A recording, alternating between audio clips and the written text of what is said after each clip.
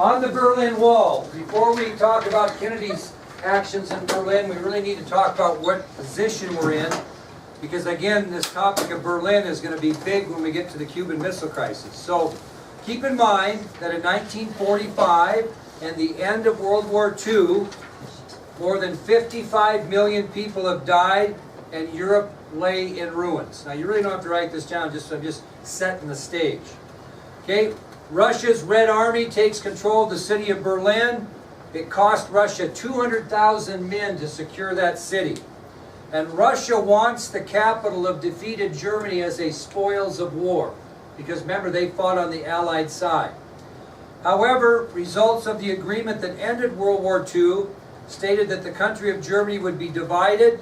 East Germany would be under communist Russian control, and West Germany would be non-communist under the control of the Allies, France, Great Britain, and the United States. So you take a country and you basically split it, half of it being communist under Russian control and half being non-communist under Allied control. Now, the most important city in Germany was Berlin. And the weird thing about it, it was located 110 miles inside East Germany. Okay, so a lot of people think that Berlin is like right on the border. Okay, and the western part of Berlin is non-communist because it's in West Berlin, and the eastern part of Berlin is communist because it's in East Berlin. That's not true. The city is 110 miles inside the East German border. Well, during this agreement, they decided they would also divide the city of Berlin. The eastern part of Berlin would be communist, and the western side of Berlin would be non-communist. Now, Soviet Premier Joseph Stalin hated that. He hated that there was a city within East Germany that was not communist. And he just saw West Berlin as a thorn in the flesh of communist East Germany. Just hated that concept. Soviet Premier Nikita Khrushchev, after he took control of Russia from Stalin, he viewed West Berlin as a malignant tumor in the flesh of East Germany. Both these Russian leaders just couldn't stand the fact that you had a non-communist area within East Germany. And you can kind of see their point to a point, okay? Well, it was real clear that whenever Premier Khrushchev wanted to cause pain to any countries in the Western Hemisphere, he would make an attempt, or not make an attempt, but he would appear to make an attempt to try to make West Berlin communist. In other words, invade West Berlin and take it over. Anytime he wanted to aggravate the United States or France or Great Britain or any other country of matter in the Western Hemisphere, he would act like he was going to make a move on West Berlin. Okay? Matter of fact, this isn't really nice, but this is what he said one time. He really liked having control of East Berlin because it was like being able to squeeze the testicles of the West whenever he felt like it. So whenever he wanted to aggravate the West, he would just bring West Berlin out. Now you boys might understand that a little better than the girls, but it was like being able to cause great pain to the Western Hemisphere, because anytime he wanted to tick them off, he would bring up West Berlin, or the possibility they were going to be looking at taking West Berlin. So he did say publicly that having control of East Berlin, which was right next to West Berlin, was like being able to squeeze the testicles of the West whenever he felt like it. So whenever Khrushchev wanted to cause pain for the United States, he would just squeeze West Berlin and make it look like he was going to make an attempt on West Berlin.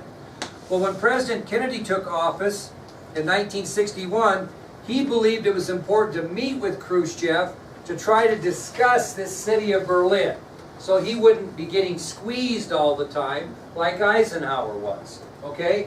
And so he wanted to meet with Khrushchev. Well, the two leaders met in June of 1961, and they met in Austria. And the meeting lasted 2 days, and the entire topic of discussion for 2 days was Berlin. That was the entire discussion. So Khrushchev meets with Kennedy in Austria to talk about Berlin. Kennedy's trying to get a fresh start and have decent relationships about Berlin, because he didn't want to be the man with his testicles squeezed, quite frankly, as Eisenhower had taken it for several years. Now, nothing was settled between the two leaders, And actually, after the meeting, both nations increased their military strength. So the meeting didn't go real well between the two. Now, the issue for the communist world is during the 15 years that followed the end of World War II, that would be from 1945 to 1960, it was estimated that approximately 3 million people from East Germany fled to West Germany. How did they do that, since Berlin was 110 miles inside the East German border? How in the world did they get to West Germany? Well, they really didn't get to West Germany. Where did they get to? West Berlin. 3 million people between 1945 and 1960 got across the border from East Berlin or East Germany into West Berlin in freedom. About 3 million during that 15 years. Okay, that's a lot of people. Well, that wasn't good for East Germany, because what happens when these large number of people dwindle the population of East Germany? Especially when most of those people are leaving are members of what we call the labor force. They're losing their labor force, who are leaving to go over to West Berlin. Well, you look at the statistics. In July of 1961, it was estimated that the number of East Germans that were infiltrating into West Berlin was about 1,000 a day. 1,000 a day. And this is concerning East Germany because they're losing their labor force and their ability to manufacture and make a living, so to speak, by those people that are going west. By August of 1961, by August 1st, that number rose from 1,000 a day to 2,500 a day. Can you imagine that? How many people live in Worland? 5,000? In 2 days, the entire population of Worland would be leaving, okay, to go over to West Berlin. Well, because of this, what did Germany do on August 13th, 1961? They didn't build it yet. They're going to. But German police, East German police, began to construct obstacles to seal off the streets and the crossings into West Berlin, because they wanted no more of this infiltration, because they were losing their labor force to the west. So on August 13th of 1961, East German police began to construct obstacles to seal off the streets and crossings into West Berlin. What were these obstacles? Barbed wire fencing, anything they could pile up. And they constructed this on the East German side. So there's a line, and they were smart enough, like when you build a fence between your neighbors, you always want to put the fence a little bit more on your land to make sure it isn't over here on theirs, so they have a complaint, right? That, hey, you built the fence on my land. So they started this barricade of obstacles inside the East German border, so there'd be no questions. They didn't touch any boundaries of West Berlin. Well, as Dalton said, these obstacles eventually became a concrete wall between East and West Berlin to prevent people from East Berlin fleeing to West Berlin. So these obstacles eventually turned into a wall between East and West Berlin to prevent people from East Berlin fleeing to West Berlin. This wall eventually became 12 feet high and 97 miles long. And it encircled the entire city of West Berlin. So a lot of people think, think about this. So this is probably a terrible drawing, but here's Berlin inside East Germany. We've split it in half. Okay, so this wall is going to go all the way around. Why? Why is that wall going to encircle the entire city? I'm sorry, not over here. Why would it go all the way around? If it's on their side, can they not build a fence all the way around West Berlin? Because it's on their side. That's why they did that. So a lot of people think this wall was just like between the two. It actually went all the way around West Berlin. Now, when they construct the Berlin Wall, they've basically separated thousands of friends and families are torn apart. Okay? Because now these people from East Berlin are being prevented to escape the communism of East Germany. And when this wall went up, when they put the boundary up, it was like now. So I might be over on the west side, and my daughter, Paris, might still be on the east side because she didn't get over, you know, we had some pretty free travel. Once the wall went up, she was over there, and I'm over here.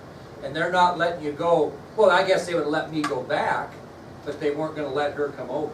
So that split families immediately. Now, what happened to those people that were trying to escape from East Berlin to West Berlin? What happened? Shot them. As they tried to climb over the wall, they shot them. There wasn't any warning, they just shot you. Now, does that mean there were no people who successfully tried to escape communism to West Berlin? No. Many people still did, but many were caught and killed as well. So this became a real eyesore for the relations between communist and non-communist countries.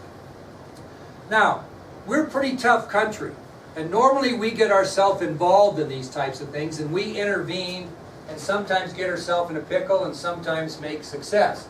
Well, President Kennedy chose not to intervene with the Berlin Wall for these three reasons. Okay? 3 reasons that Kennedy chose not to intervene. Can you think of any? What would be a reason why he wouldn't step in? Okay, that's the third one, and this is a quote, it's very good. He said, "A wall is much better than a war." So he didn't want to start a war over this thing. Okay? He said a wall is much better than a war. Now, if we kind of back up, because that was kind of the third reason, but it's right. First of all, Kennedy realized by putting up a wall in Berlin, Khrushchev was not going to make an attempt to do what? Take West Berlin. Exactly right. He's thinking, well, I don't like this wall, but if he puts a wall around West Berlin so that people can't get in, at least he's not planning on taking the whole thing. Okay, he's going to leave it non-communist. So again, Kennedy realized that by putting up a wall in Berlin, Premier Khrushchev was not making preparations to take all of Berlin under Soviet leadership. Now, we've got a crisis between Russia and the Western Allies. And another reason Kennedy didn't intervene is he thought that this wall would kind of diffuse the crisis between the two. That the Western Hemisphere, those countries would also think, well, if he puts up this wall, at least he's not going to try to take the entire city. Okay? And again, the third reason, as Dalton said, others chipped in, he thought a wall was much better than a war. Well, in June of 1963, President Kennedy visited West Berlin. Only 5 months before what? His assassination. So in June of 1963, President Kennedy visits West Berlin, where he was met by a vast cheering crowd that gathered to see him at the City Hall. In June of 1963, President Kennedy visited West Berlin, where he was met by a vast cheering crowd. He was very, very popular in West Berlin. He was very popular in West Berlin, and even more popular after his assassination. Well, in West Berlin, President Kennedy gave one of his greatest speeches, very moving, very emotional, to the people of West Berlin. And the greatest quote to me in this isn't the one that is controversial, that he states that he's a Berliner, which I'll show you and explain. But this is the quote that I really think meant the most. He said, "Freedom has many difficulties and democracy is not perfect. But we have never had to put up a wall to keep our people in, to prevent them from leaving us." His point was, you know, democracy is not perfect. Freedom has difficulties, but we've never, in the free world, had to put up a wall to keep our people in. We've given them the freedom to go where they would like to go. And I think that might have been the greatest part of his speech. Well, This speech made him very, very popular with the people of that non-communist city. It is very well documented in history. You can find it just about anywhere with a Google search, and we're going to watch it in just a second. And the Berlin Wall, unfortunately, stood for nearly 30 years as a menacing symbol of the Cold War division between East and West. Stood for almost 30 years. And it was finally removed on November 8th, 1989. November 8th of 1989. I've said this to you before. I think John Kennedy, if he would have lived, would have loved to see two things. Man landing on the moon and the destruction of the Berlin Wall. We're going to watch about 6 or 7 minutes of his speech, and then I'm going to talk a little bit about the controversy about his line about being a Berliner. Okay?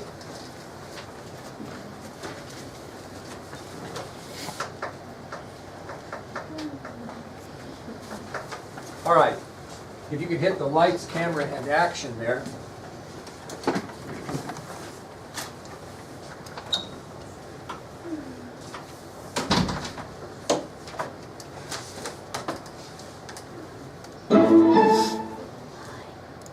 If you want to study this up a little more,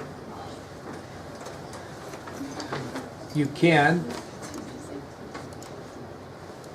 I have placed it on the class website under AP US History videos.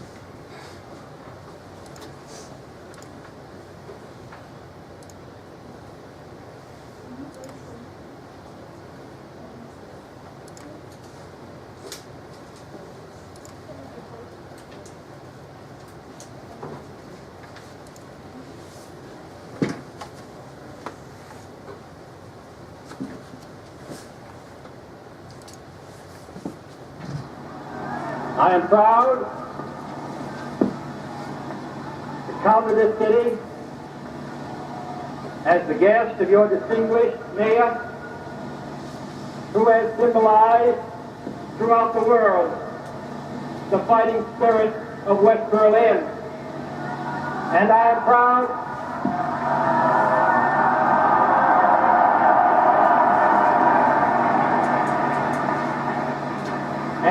proud to visit the Federal Republic with your distinguished Chancellor, who for so many years has committed Germany to democracy and freedom and progress, and to come here in the company of my fellow American, General Clay,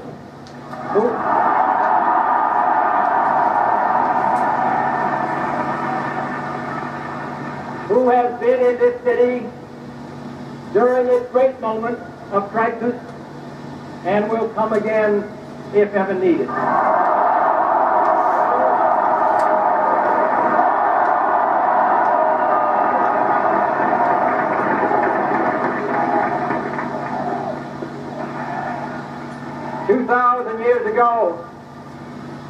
Two thousand years ago, the proudest boast was Civis Romanus Sum. Today, in the world of freedom, the proudest boast is Ich bin ein Berliner.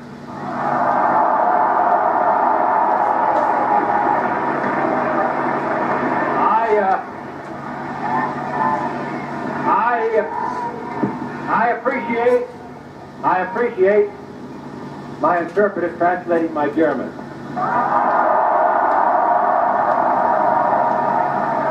Keep that in mind.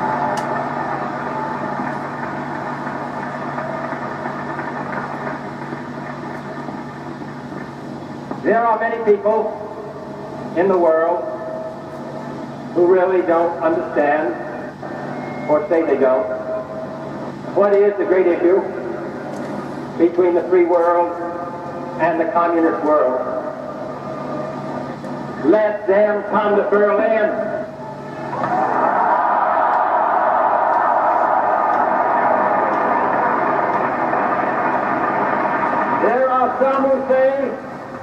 There are some who who say that communism is the wave of the future, let them come to Berlin. And there are some who say in Europe and elsewhere we can work with the communists. Let them come to Berlin.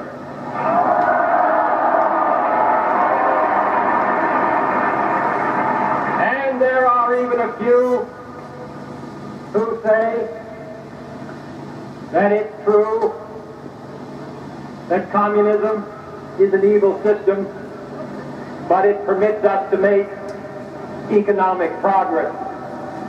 Lasst sie nach Berlin kommen. Let them.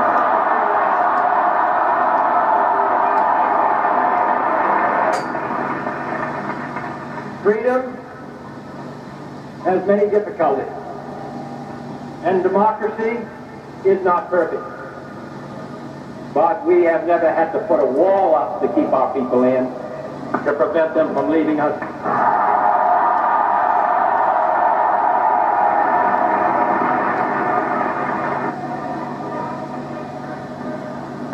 I want to say, on behalf of my countrymen